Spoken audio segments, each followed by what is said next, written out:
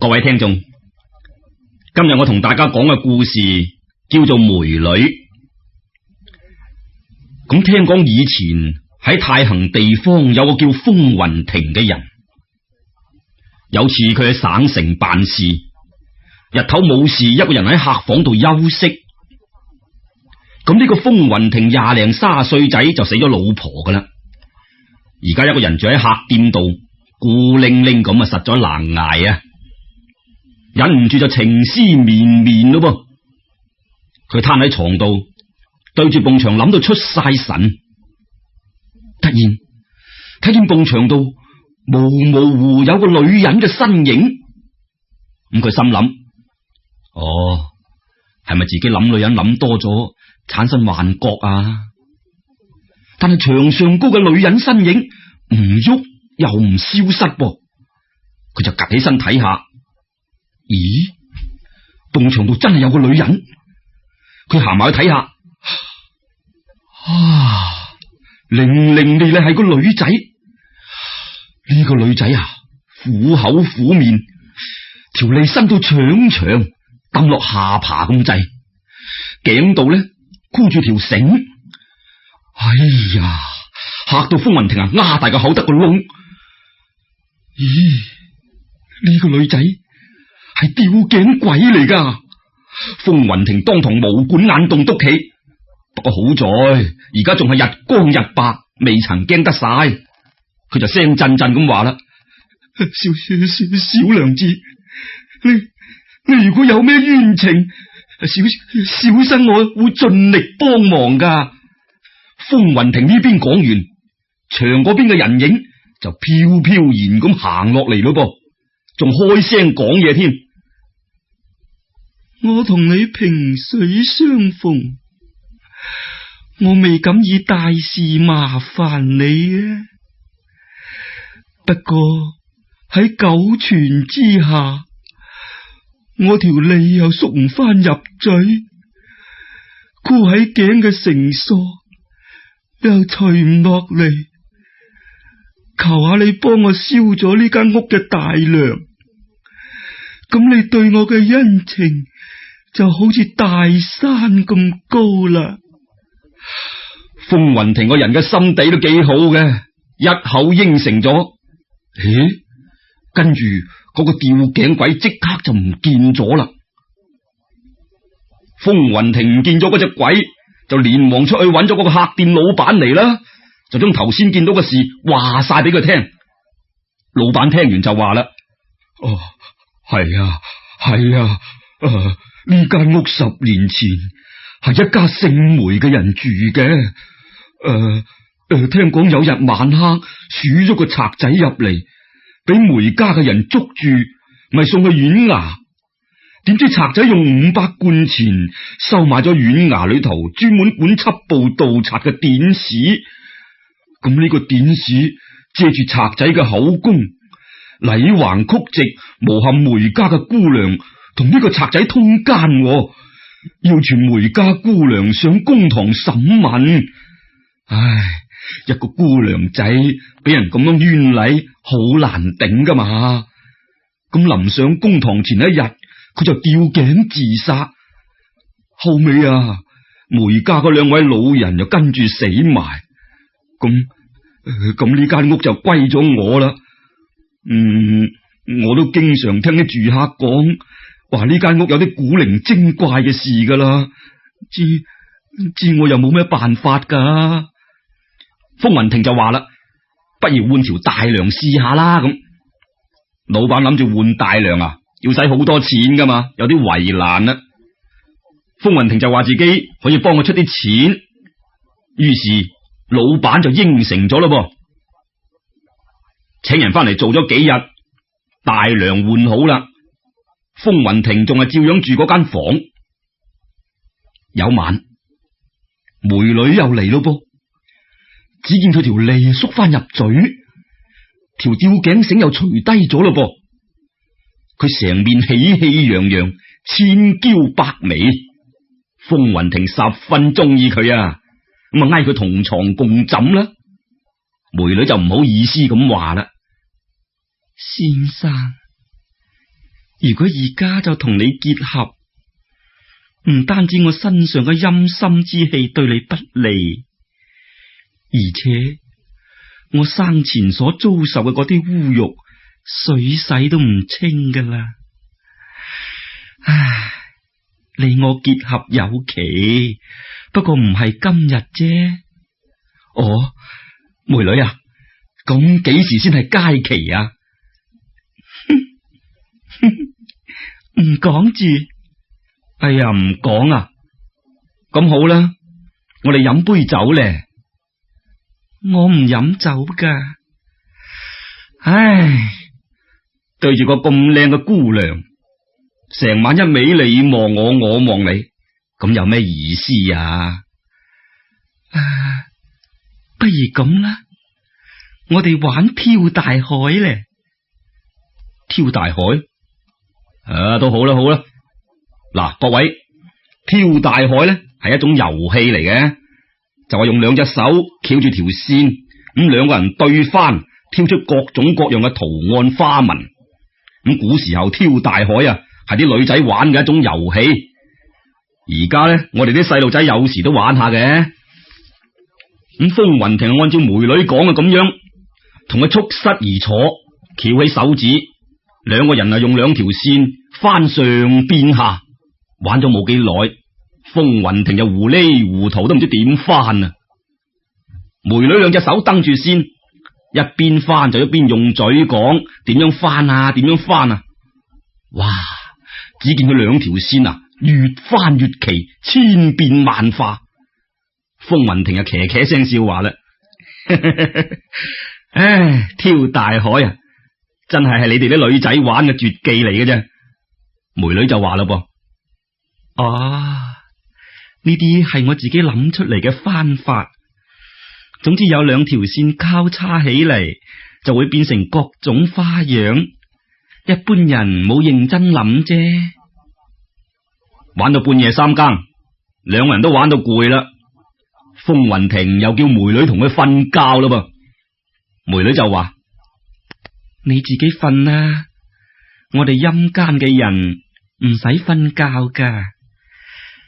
咁咧，我識啲按摩手法，不如我幫你按摩，等你瞓得舒服啲咧。風雲亭諗下，唉，好啦，都好過一個人戇居居瞓着啊。咁梅女兩隻手掌啊疊埋一齊，輕輕同風雲亭按摩，由頭到腳一路按落去，哇，按到邊處輕鬆，連骨都鬆埋啊！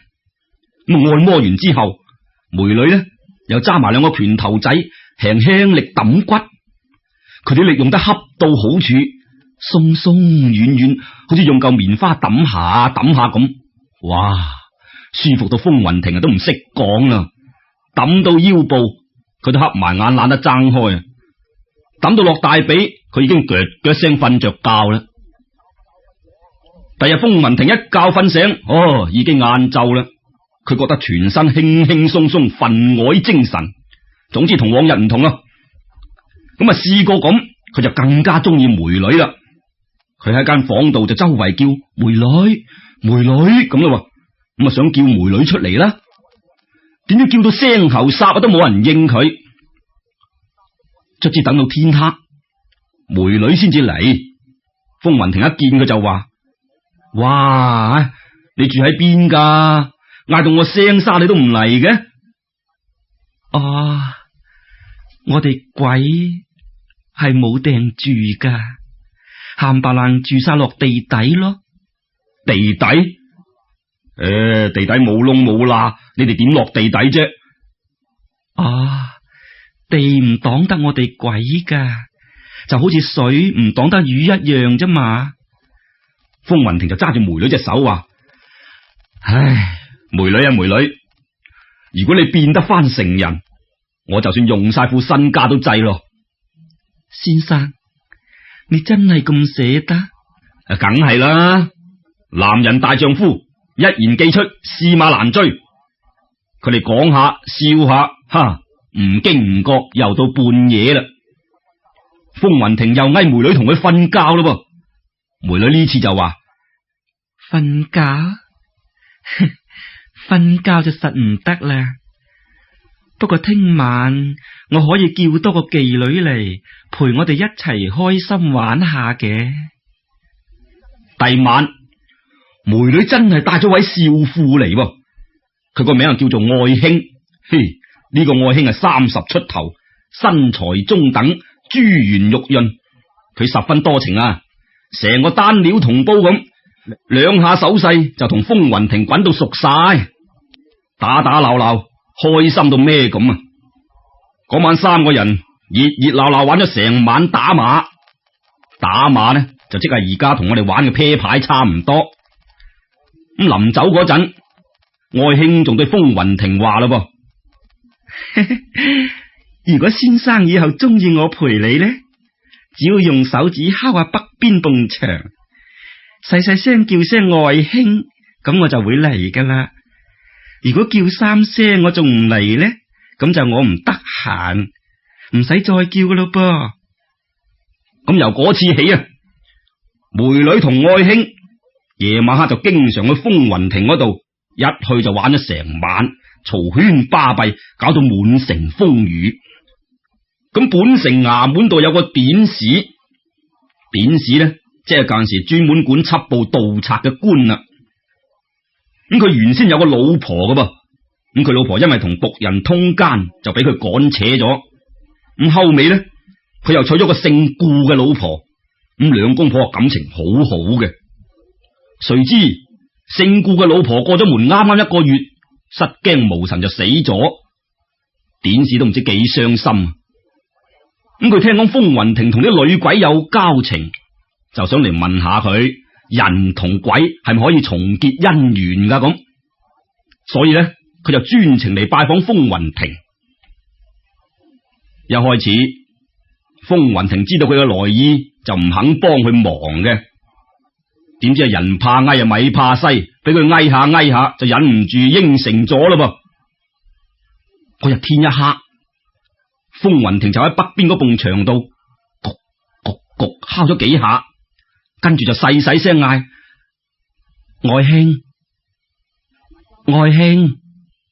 第3聲未嗌，嗰個妓女愛卿就由埲牆度行咗出嚟。愛卿一擔高頭望見典史，馬上變晒面色，擰轉身就走。風雲亭唔知係咩回事啊，就急忙用個身擋住佢。呢個時候，典史就行埋去睇真下愛卿，唔睇猶自可啊，一睇啊當堂嬲到生蝦咁跳，咁啊順手喺台度執起隻大湯鉢，兜頭就掟過愛卿度。咦？愛卿突然一下唔見咗。風雲亭見到咁就成個嚇咗一跳啦，就想話問典史點解要咁嬲。就喺呢個時候，有個白爺婆凍住條拐杖由牆度行出嚟啊，就對住典史大聲鬧啦。你個賊人咁狼胎啊，嚇親我棵搖錢樹啊！快啲攞30吊錢嚟賠俾我。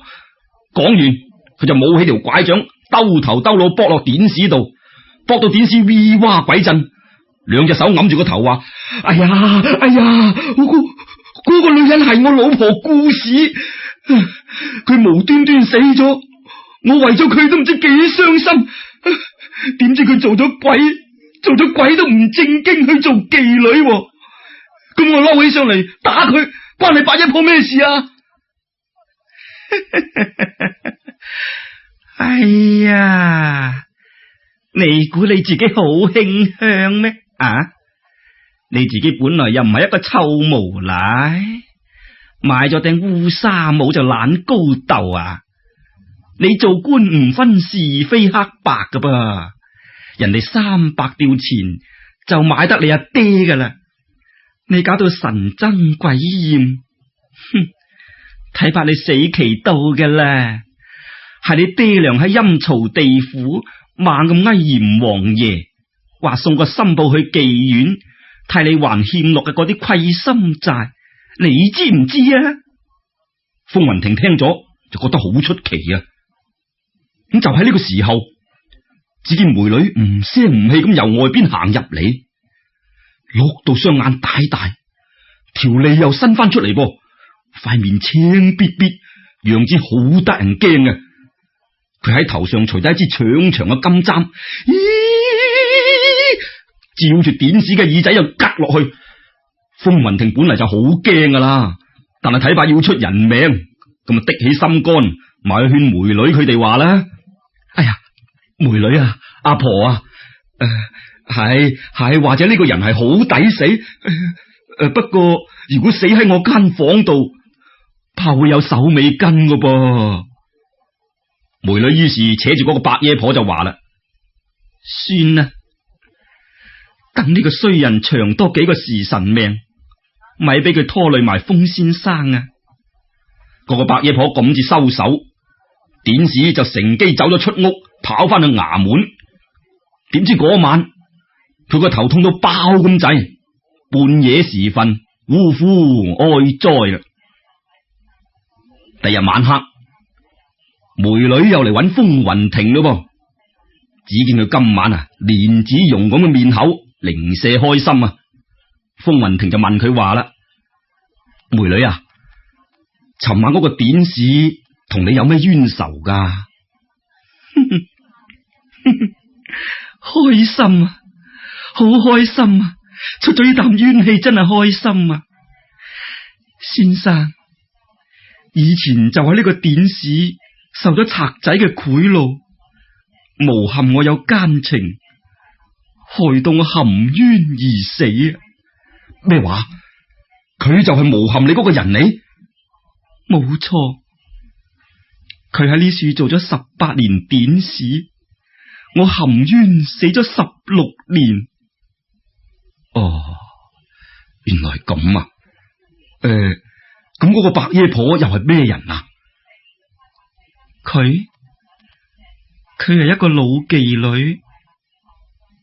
係啦，先生，以前我講過話，我哋終須有日會結合嘅，呢一日就快到啦。老實同你講啦，本來我吊頸死咗嗰陣，就即刻託世去延安剪舉人度，因為當時大仇未報，所以一直拖延到今日。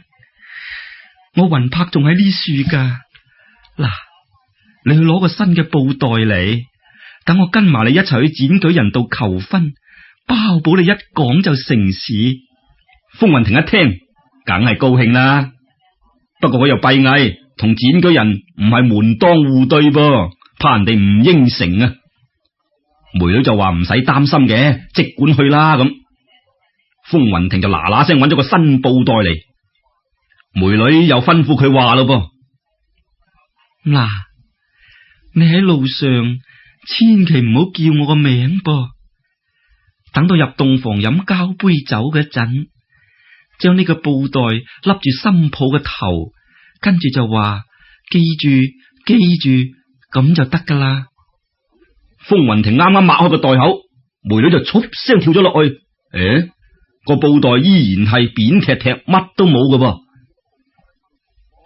風雲亭帶住呢個布袋去到延安，一打聽，咦，果然真係有個叫剪舉人嘅人。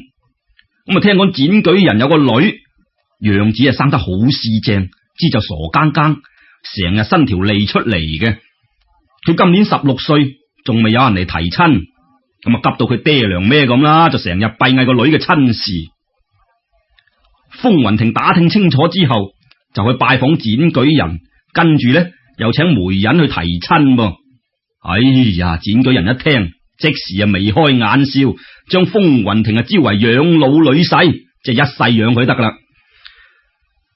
剪舉人個女真係傻嘅，嗰晚拜完天地，入到新房，一味對住風雲亭，咁啊成日咁傻笑噃，乜都唔識講。風雲亭斟咗2杯酒，教呢個傻女飲咗一杯，自己又飲咗一杯，咁就算飲咗交杯酒啦。跟住佢就攞住裝住梅女魂魄嘅布袋，靜靜地一粒就粒落個傻女嘅頭度，個嘴就猛咁話：記住。傻女當堂冇笑到，成個定晒。跟住風雲亭一立翻起個布袋，就笑住話啦：姑娘，你唔認得我噶啦？只見嗰個姑娘眼定定咁望住風雲亭，好似諗緊嘢咁。一陣間，佢哦一聲，好似完全明白晒咁啦。跟住咧，兩個人啊呢呢略略不知幾多嘢傾啊。第日一早，風雲亭就去拜見外父。唉，展舉人諗住要個女婿娶個傻女，個心好過意唔去啊，所以佢又對風雲亭話啦：賢婿啊，我個傻女啊乜都唔識，承蒙你睇得上眼咯。如果你中意嘅話，我屋企咧有唔少俊俏嘅丫鬟，我準備送一個俾你。多謝外父大人。其實你嘅女都唔係傻噶，同我都幾啱巧啊。展居人一啲都唔信啊。咁啊，隔咗一陣，佢個女出嚟問安咯噃。只見佢一舉一動有文有路，一啲都唔似傻嘅樣。展居人啊惡晒言啦，佢個女啊揞住個嘴猛咁笑啦。風雲亭就將事情嘅梗概講咗一遍俾佢聽。展居人講先知道，佢係特別開心啊，對個女就更加愛錫啦。以後展居人就要個仔大成同個女婿一齊讀書學習，佢又負責供給，一切都好豐富好齊全。後尾風雲亭啊不負眾望，考中咗舉人。嗱，各位，今日又講完梅女呢個故事咯噃。一個貪官收受賄賂，誣陷好人，草菅人命。點知16年後俾冤鬼折磨，嗚呼哀哉。我諗大家當然係唔信有乜鬼神之類嘅嘢嘅，不過我哋可以從中悟出一條道理：做親壞事嘅人始終都會受到懲罰嘅，係咪？事實上開講都有話，善惡到頭終有報，只爭來早或來遲。好啦，今日節目嘅時間就差唔多，請聽日繼續收聽咧。